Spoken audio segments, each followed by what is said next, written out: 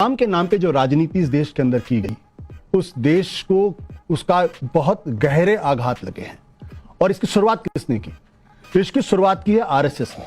1986 में जब अशोक सिंघल ये प्रस्ताव लेकर गए बाला साहब देवरस के पास कि राम मंदिर का जो सवाल है ये पूरी तरीके से सुलझ जाएगा, और बाला साहब देवरस ने डांट लगाई, बोला इस मुद्दे के आधार पे हम इस देश के अंदर सरकार बनाएंगे। कहा भगवान राम प्रकट हुए, सुप्रीम कोर्ट ने अपने जजमेंट में लिखा, ला की मूर्ति रखी गई।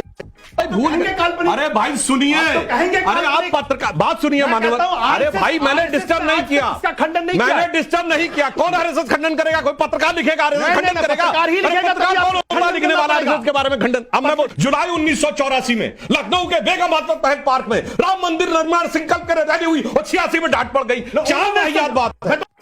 कहां गए थे जब अयोध्या में राम मंदिर नहीं था? तो लोग कहते थे अरे ये किसी से जमीन क्यों लिए, यहाँ अस्पताल बना दीजिए। आज वही लोग जाकर प्रॉमिस करते हैं, जाकर जहां जिस राज्य में चुनाव लड़ते हैं कि हम सबको फ्री टूरिज्म, रिलीजियस टूरिज्म कराएंगे और अयोध्या लेकर जाएंगे।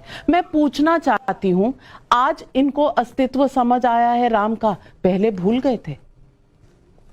देखिए नविका जी, इसमें दो चीजें समझनी पड़ेंगी। एक तो ये धर्म और राजनीति दो अलग अलग चीजें हैं।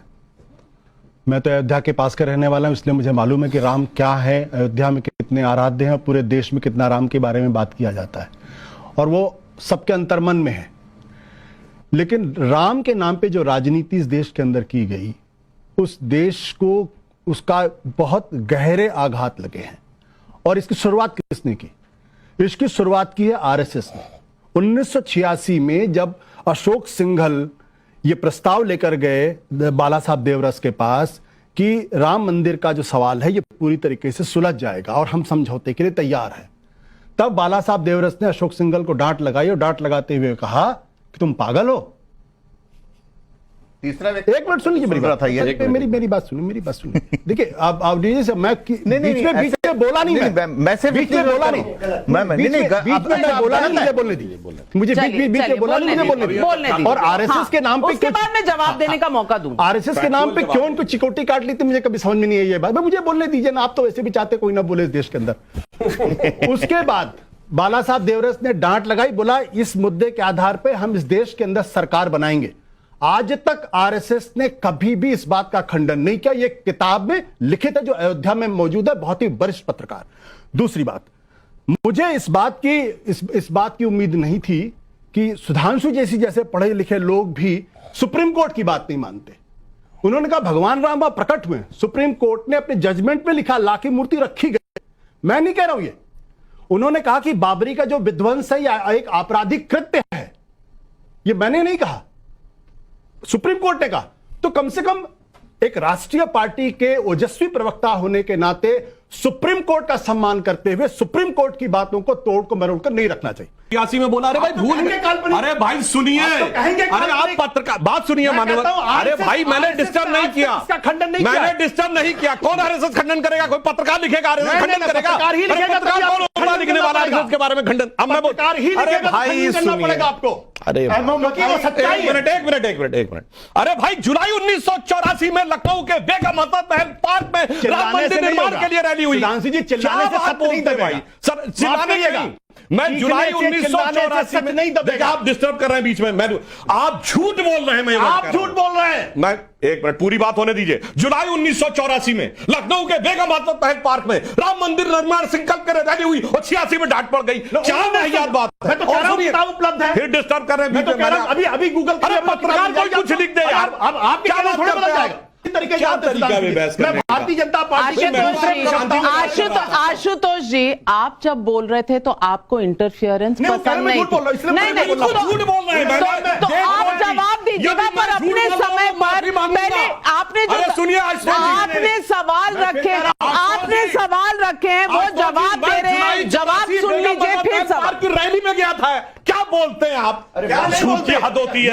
मैं रैली में गया था, सुनिए झूठ बोल रहे हैं भाई। तरीका 1983 में भारत माता एक आपका रथ निकाले गए। सुनिए एक मिनट सुनिए। 1982 में 83 में जब मीनाक्षीपुरम की घटना हुई है, जिसमें भारी संख्या में बहुत से दलित मुस्लिम बन गए थे, संघ ने यह विषय उठाया उसके बाद इंदिरा जी ने हस्तक्षेप किया और वो वापस आए, वहां से राम मंदिर का मुद्दा आया था। कहां 86 में चले गए? 86 जनमोर्चा के संपादक की किताब अच्छा चलिए आज तक 84 जुलाई की रैली नहीं निकली तो मैं माफी मांगूंगा, वरना आप माफी मांगेंगे? बोलिए। अगर जुलाई 84 की रैली निकली, जब मूर्तियां पहले, सुनिए, जब मूर्ति हुई थी सबसे पहले प्रकट हुई तो पूजा किसने की थी?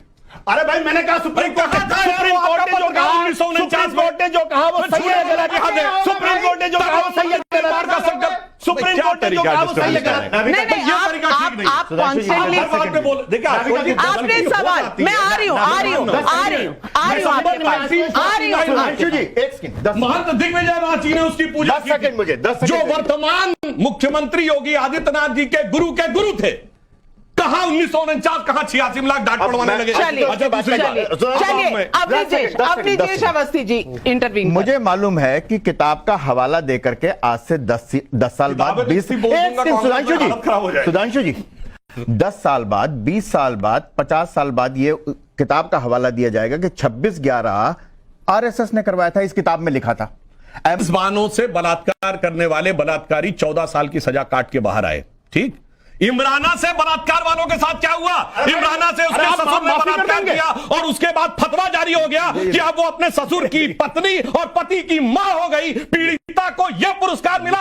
और सुनिए, इतना ही नहीं, गिरजा टिक्कू नहीं याद है? सामूहिक बलात्कार के बाद आरे से काट दिया गया और एक स्त्री नहीं, पूरी कौम से कहा गया अलिफ गलिफ खलिफ, जाओ कन्वर्ट हो जाओ या मर जाओ और अपनी औरतों को छोड़ जाओ। और इतना नहीं, उसके आरोपियों को प्रधानमंत्री आवास में बुलाकर सम्मानित करके बात ठीक है इतनी संवेदना किस बानों के साथ का भी जवाब। मैं सिर्फ एक ही समुदाय की 2 महिलाओं के लिए इतना संवेदना में अंतर क्यों है? इमरान के बलात्कारी को क्या सजा मिली?